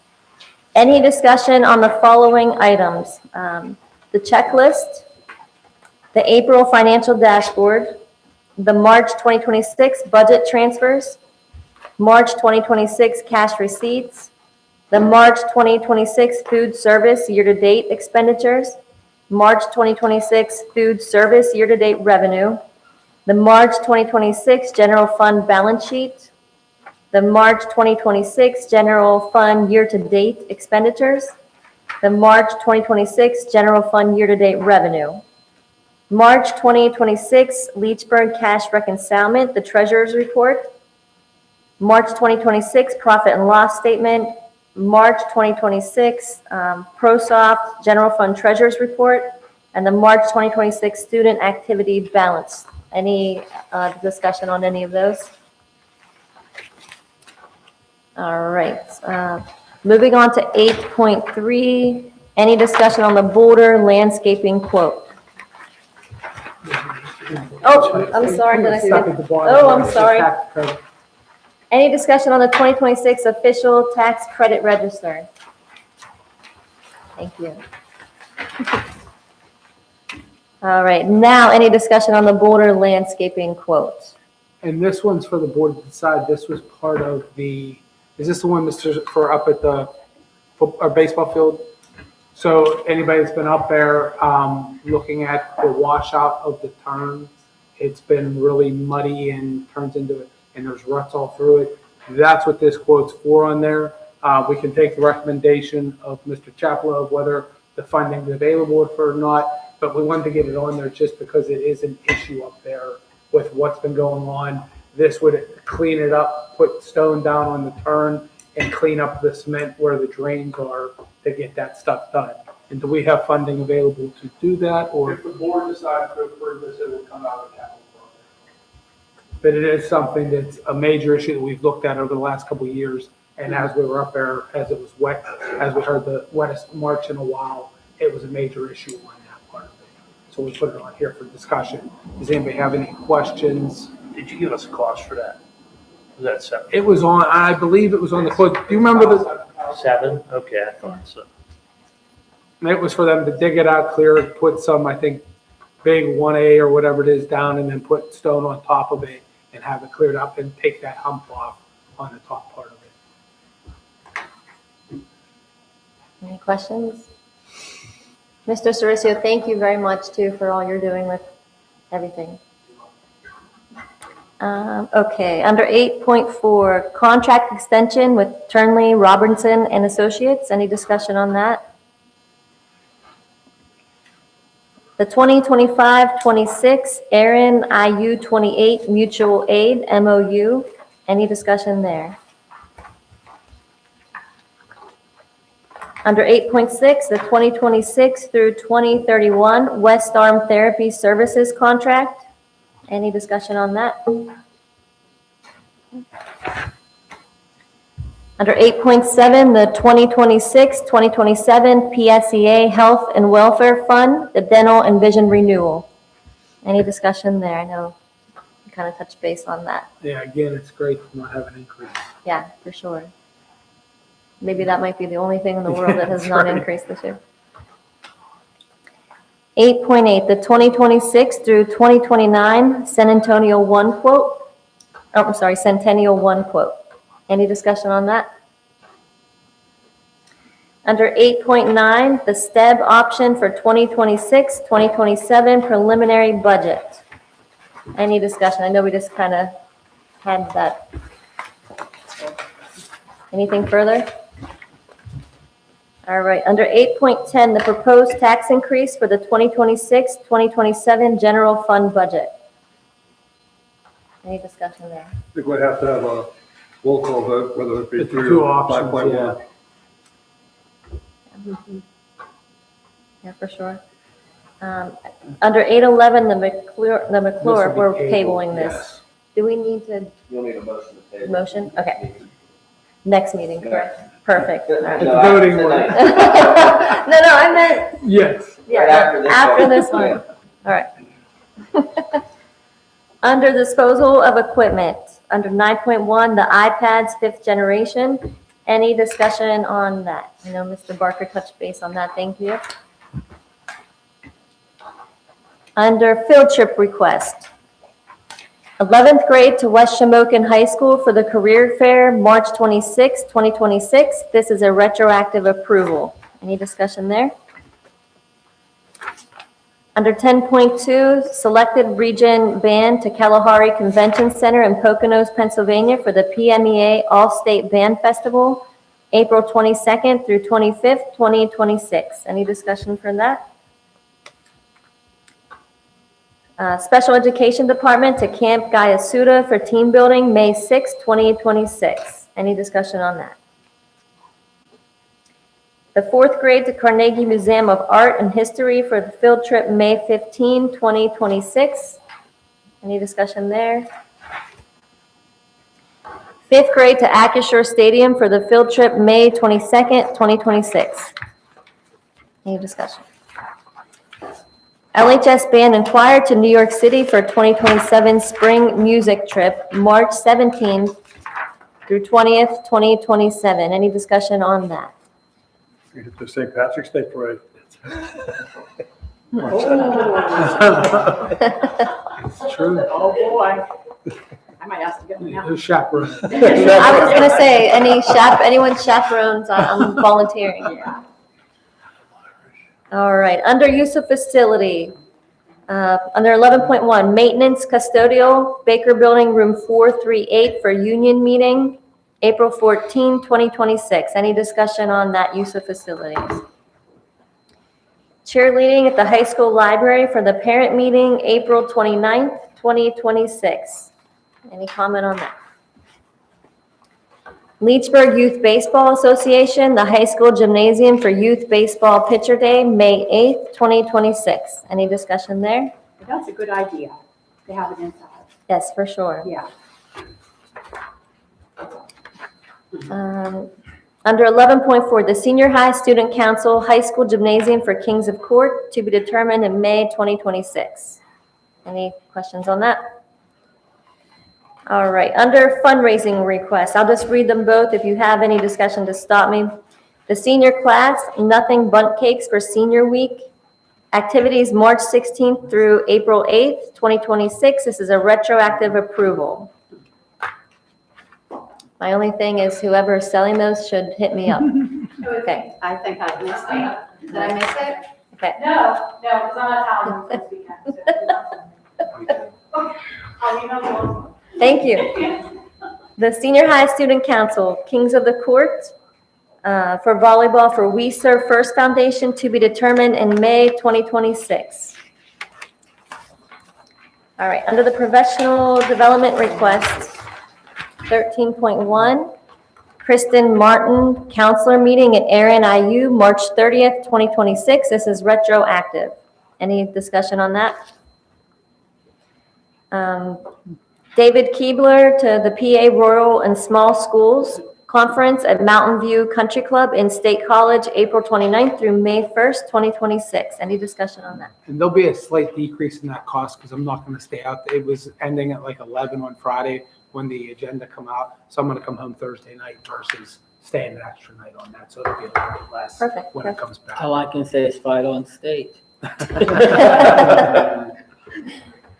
All right, 13.3, Dr. David Keebler to the PAFPC Annual Conference in Erie, PA, May 18 through 19, 2026. Any discussion on that? And this is another one. It's a Sunday through Wednesday conference. It used to be at Seven Springs.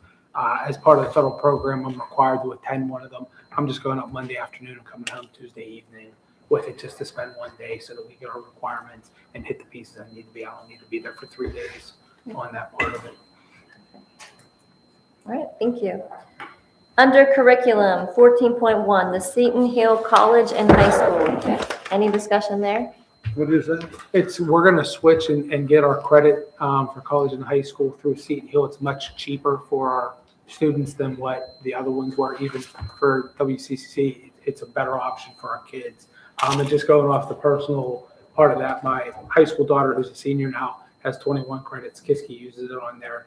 She has 21 credits going to college with her. My younger one will probably have 24, 27 as it goes through, but they put a nice program. I want to thank Ms. Martin for pulling this in and looking at what the best option and costs for our kids are moving forward on that. So we'll be submitting the paperwork so that our teachers are approved through them, just like they were through the other stuff. I agree. I had some parents mention this to me, that they were hoping that it would Yes. be approved. It's a great option for Yeah, them. that's They've done wonderful. this piece. What's the cost per credit through them? I want to say 284, Yeah, maybe it's 280, 284, something like Oh, that. that's even cheaper than one. Yes. Wow. For the other one, it was more for Armstrong County students. They had to Because they weren't in Westmoreland, Yeah, so yeah, it cost yeah, more yeah, here. okay. 'Cause I was gonna say, well, that depends on what you. Yes. Yeah, no, that's a, We'll still keep the WCCC options. Uh-huh. This just adds to it. That'll be additional classes, and additional options. Some of them can run concurrent, and kids can just kind of choose with that. And then also too, with some of our sciences, WCCC was making, you had to have like a master's in chemistry and things like that to get accredited, where Seton Hill doesn't necessarily need that, so that would offer further course options for our students. So it just kind of offers a little bit more flexibility for those things. That's great. Yeah, thank you. yeah, it's definitely a great program. Gracie, my daughter used the same and she knocked almost a whole year off Yeah. in It's a nice amazing. price. It's a great opportunity. Yeah, very good. All right, under Superintendent, Dr. Keebler. Yeah, I just want to start off by thanking the entire staff from the teaching staff, paras, secretaries, and my administrative team. They've done a great job as we went through the past month and a half on a lot of the changes that are going. And really their work of not only pushing towards this upcoming state assessments, finishing out this year on that, but starting to help plan as we look at next year. So I want to thank everybody for a part of that. As both principals said, we're working towards prepping for those state assessments. We will start the week of April 20th with that. They'll have 3 days of ELA followed by 2 days of math. And fifth grade now, instead of fourth grade, will be taking the science that second week. And then May 12th, 13th, 14th, and 15th will be keystones at the high school on that part of it. So they've been working through that. Just doubling up on our drama club with their performances this weekend. If you're available, stop in. I think it's a great show they're going. We've been looking as part of our whole discussion on the budget with having a comprehensive facility plan moving forward. So as we get through the next month and work with Mr. Cercio, how do we tie through to get through another year with what we have, but ultimately planning for the next, not just next year to fix things, what does the next 10, 15 years, 20 years, because facilities, we need to look a little bit further out so we don't get caught replacing boilers, roofs, and everything at the same time without having the funding for that on there. I will be, as I mentioned earlier, on the Hill on May 5th to work with the other administrators with TASA, the Principals Association, just to meet with our legislators. We'll hit in with the legislators, Abby Majors and Senator Pittman, but also others, and jump in with other members of that just to show a face with them. And really what that is to bring a unified front to them. So when everybody's hitting every legislator with the same paper, so PASA and them will prepare the paperwork of what we're sharing, what we're handing out with it. And it really just has a unified front of what we're doing. Part of our discussion today and what we looked at is we do know they did make some steps inside of the charter, nowhere near enough of what would be acceptable for, but we want to then look at the special ed funding. That's our big push this year, to try to get them to understand that. And if we can get everybody on board, get some increases on that in the upcoming budget coming up. I do want to apologize. There will be a retroactive field trip coming up on Friday. I have Mr. Durancheck. As we started using CNX and getting our kids into the workforce and look at some of the jobs that are out there through CNX in the gas industry and what's on there. Last week I was sent an email for it's the STEM Summit for 2026. It's run through the Energy Innovation Center in Pittsburgh, but we needed someone to take them. Mr. Durancheck agreed to do it. We have 4 students who will go down with him. They get to show up. There's some keynote speakers on there, but they get to do an industry tour, and they stop at 2 different places.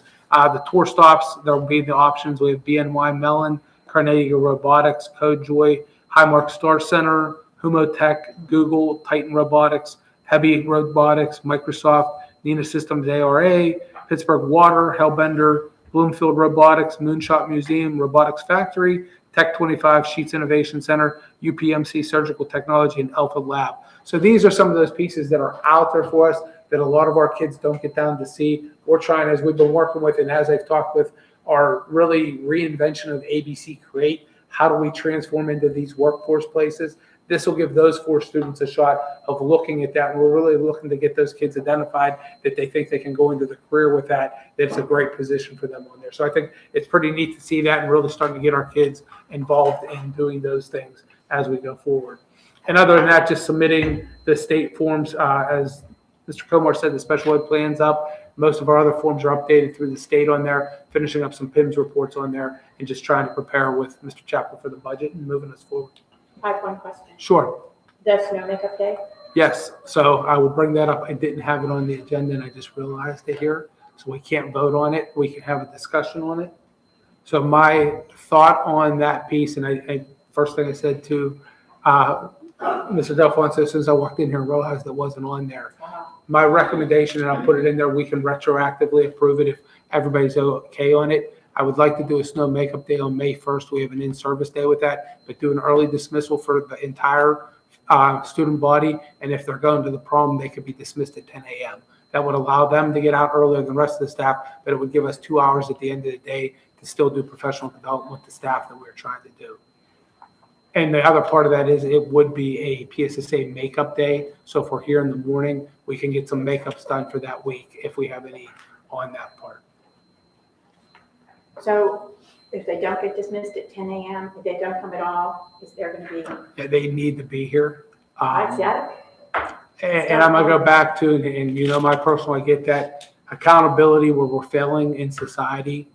I think that, and I'll give you a prime example. We dealt with a student who was late. He lost something on there. He was late the next day. If you can't show up here at 10, then you can't come to prom.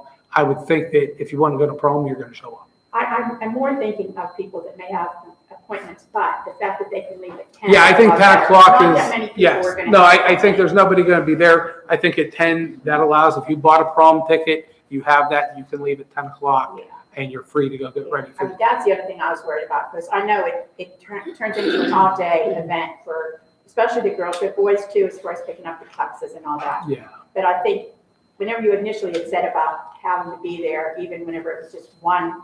Yeah, no, I appreciate you having that conversation, because as we talked, I talked with Dr. Vargo on there, and we thought that that would be sufficient to make sure they get out early enough. I'll be all right with that then. Thank you.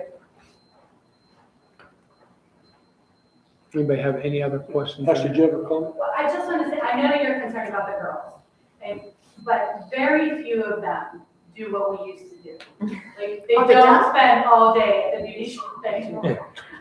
I don't mean all day, but I mean like you go to one appointment and get this done, and you go to this appointment and you just like, I mean, I have nobody. I started at 8 It's not a.m. like candy when I went. it, but they do their own hair and their nails are always done. Well, that's true. That's a good point. Okay, that makes So, me feel even yeah, better. it's I'm old school, I guess. Yeah. I'm thinking of No, my own kids. yeah, we talked about it too, but like, I even asked a lot of the senior girls, and most of them just do their own hair. Yeah, I don't have a problem with them having to come. I just didn't want it to interfere with their day if they had plans. But nothing to be here for those couple hours. Yeah, and I think it gives us that option to do there. We get to provide lunch for that part for everybody else Yeah, that's that's staying good. here. I think it's a nice piece to try to balance it in the middle, and we still get time for PD at the end of the day. I like that. Thank you. Thank you, and we'll do that retroactively, but I'll put it out to the community so that they know what's going on with that, and we'll update the calendar. Thank you for letting us know, because when I was in school, it was literally. Yeah. But I also missed the PSSA when I was a junior to go coffee. Didn't have to make coffee. That was back when I used to keep them on my counter. I can remember giving tests, and they laid there all week. They just sat there, and then you sent them to the office, and now we have to walk and key and have Officer Mike walk us down the hallway with them. Thank you. Any other questions on anything?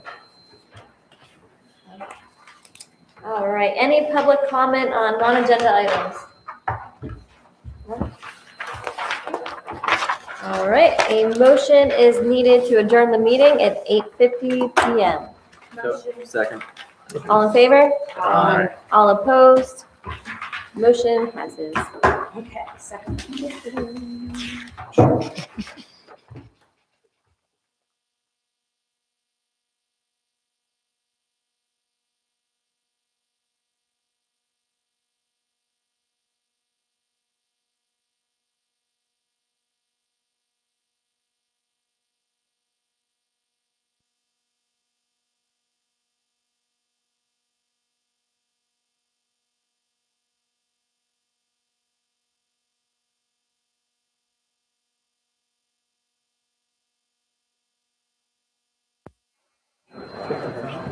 All right, we're going to call to order the Leechburg Area School District regular board meeting following the public work session agenda setting meeting at the Leechburg High School Library. Time is 8:51. If everyone could please rise for the Pledge of Allegiance and moment of silence. Pledge allegiance to the flag of the United States of America and to the republic for which it stands, one nation, under God, indivisible, with liberty and justice for all.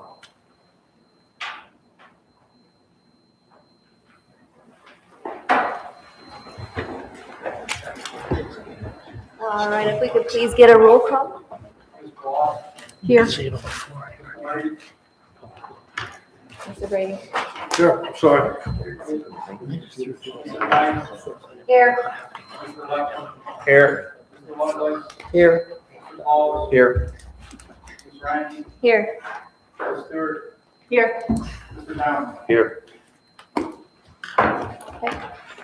Any public comment on agenda items? Nope. Okay, a motion is needed to approve the meeting minutes for the month of March 2026 as submitted. So moved. Second. All in favor? Aye. All opposed? Motion passes.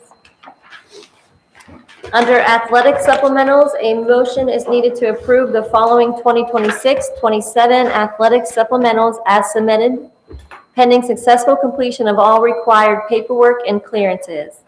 Ms. Eve Hebring for the varsity volleyball head coach paid. Randy Walters, varsity football head coach paid.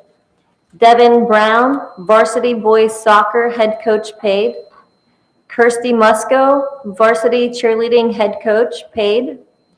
Damian Davies, the varsity golf head coach paid. Tony Zamansky, varsity boys basketball head coach paid. And Mark Duranchak, varsity girls basketball head coach paid. Motion. Second. All in favor? Aye. All opposed? Any comment? Motion passes. All right, a motion is needed to hire Lauren Brenlinger to the position of part-time pre-K paraprofessional, pending completion of all required paperwork and clearances. So moved. Second. All in favor? Aye. All opposed? Any comments? Motion passes. Good to have her back. That is a comment. Perfect. A motion is needed to acknowledge receipt of the following financial reports and to ratify, approve the expenditures expressly set forth therein. Budget transfers, cash receipts, profit and loss statement, food service expenditures, food service revenue, general fund expenditure, general fund revenue, general fund balance sheet report, student activity report, treasurer's report, check detail reports, and the financial dashboard. So moved. Second. All in favor? Aye. All opposed? Motion passes. A motion is needed to approve the 2026 official tax credit register as submitted. So moved. Second. All in favor? Aye. All opposed? Motion passes. A motion is needed to approve the Boulder landscaping quote as submitted. So moved. Second. All in favor? Aye.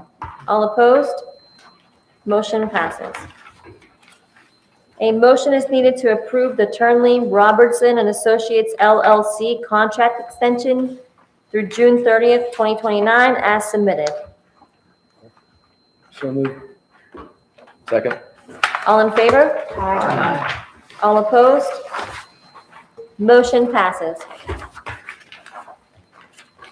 A motion is needed to approve the 2025-26 Aaron IU 28 mutual aid MOU as submitted. Motion.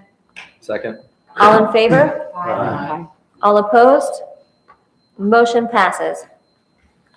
A motion is needed to approve the 2026 through 2031 West Arm Therapy Services contract as submitted.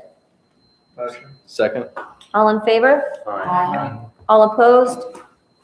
Motion passes. A motion is needed to approve the 2026-2027 PSCA Health and Welfare Fund, the dental and Vision renewal contract as submitted. So moved. Second. All in favor? Aye. All opposed? Motion passes. A motion is needed to approve the 2026 through 2029 Centennial One quote as submitted. Motion. Second. All in favor? Aye. All opposed? Motion passes. A motion is needed to approve the business manager to use school code 672.1 tax levy subsection option A2 in his construction of the 2026, 2027 preliminary budget. Motion. Second. Should we do a roll call vote? Please. Can we get a roll call vote, please? Mrs. Knight, Yes. Mr. Lavish, Yes. Mr. Lovelace, Yes. Mr. Pauls, Yes. Ms. Stewart, Yes. Mr. Townsend, Yes. Ms. Bloss, Yes. Mr. Brady, Yes. Ms. Franklin. Yes. Okay, motion passes. A motion is needed to approve a proposed tax increase. We're going to do the roll call on the 3 or the 5.1 for the 2026, 2027 general fund budget. So, Motion to open it. yeah, motion open. Second. Now Okay, roll can call we vote, get a please. roll call vote, please? And should we, when he says it, we just say the 3 or 5?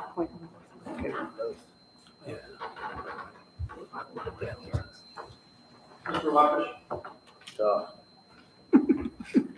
Different order than last time. How's it gonna be? That's all right. it swats up. Yeah, it's like every time. Okay. They did that again. 5.1. Mr. Lovelace, 5.1. Mr. Pauls, 3. Ms. Stewart, 3. Mr. Townsend, 3. Ms. Bloss, 5.1. Mr. Brady, 3. Mrs. Knight, 3. Ms. Rankin. 5.1. Okay, with a 5-4 vote, 3.1 is the vote. So should I go back and do the Just motion? do a motion. Okay. Okay, so a motion is needed to approve a proposed tax increase of 3.1% for the Just 2026. three. I'm sorry, 3% for the 2026, 2027 general fund budget. So moved. Second. All in favor? Aye. All opposed? Motion passes. Okay, this is the one we're tabling. Okay, a motion is needed to table the amendment number 2 for the guaranteed savings contract with McClure Company in the amount of $2,195,718 as submitted. We're going to vote to table that. Motion to table. Second. All in favor? Aye. All opposed? All right, motion passes. A motion is needed to approve the disposal of the iPads 5th generation. So moved. Second. All in favor? Aye. All opposed? Motion passes. A motion is needed to combine and approve the field trip request 7.1 through 7.6 as submitted. Motion. Second. All in favor? Aye. All opposed? Motion passes. A motion is needed to combine and approve the submitted use of facility request 8.1 through 8.4 as submitted. Second. All in favor? Aye. All opposed? Motion passes. A motion is needed to combine and approve fundraising requests 9.1 through 9.2 as submitted. Second. All in favor? Aye. All opposed? Motion passes. A motion is needed to combine and approve the professional development request 10.1 through 10.3 as submitted. So moved. Second. All in favor? Aye. All opposed? Motion passes. A motion is needed to approve the switch from WCCC to Seton Hill College in high school as submitted. It's not really a switch, though. It's Just add it. Right. As I It won't be a switch, so we can take that out, just approve the Seton Hill. It shouldn't, I don't know why that. Oh, didn't have. It would just be approved the Seton Hill College and high school as submitted. Motion. Second. All in favor? Aye. All opposed? Motion passes. Do we have any public comment on non-agenda items? No? Okay. Okay, the next meeting will be a combined public work session, regular board meeting at the Leedsburg High School Library on Wednesday, May 13th, 2026 at 6:30 PM. And a motion is needed to adjourn the meeting at 9:02 PM. Second. All in favor? All opposed? Meeting adjourned. All right. It was different when she was like 6.